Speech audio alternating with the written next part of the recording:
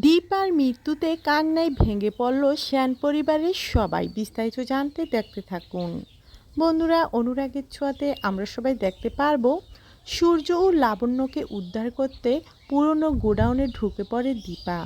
ছদ্মবেশী রুডিকে দেখে বলে, তুই কে ডাক্তারবাবু ও লাবণ্যর ক্ষতি করতে চাস? আজ তোকে চিরতরে শেষ করে দেব। এই কথা বলে হাতের লাঠি তুলে যখনই মারতে যায়, ঠিক সেই মুহূর্তে ছদ্মবেশী রুডি বিষাক্ত ইঞ্জেকশন দিয়ে দীপাকে ফেলে দেয় নিচে। তারপরে সেখান থেকে পালিয়ে যায়।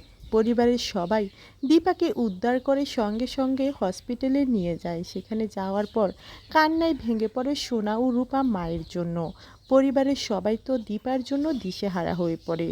কিছুক্ষণের মধ্যে ডাক্তার চলে আসে। এসে দীপার হাত ধরে বলে, দীপা আর নেই, দীপা শেষ হয়ে গিয়েছে। যেটা শুনে তো আরও বেশি ভেঙে পড়ে সবাই, বিশেষ করে সূর্যের মুখে যেন কোনো কথাই থাকে না। এদিকে দীপার আত্মা বারবার করে ডাক্তারবাবুকে ডাকতে লাগে আর বলে, ডাক্তারবাবু আমি মরিনি, চিতার আগুনে আমাকে জ্বালাবেন না।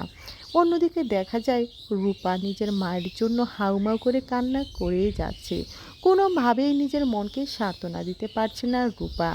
পরিবারের সবাই হাঁ হয়ে দীপার দিকে তাকিয়ে রয়েছে। কেউ যেন দীপার এমন মৃত্যু মেনে নিতে পারছে না। সূর্য অবাক দৃষ্টিতে দীপার দিকে তাকিয়ে রয়েছে। এবার কি পারবে সূর্য দীপাকে ছাড়া সমস্ত কিছু একা সামলাতে? আপনাদের ঠিক কী মনে হচ্ছে বন্ধুরা?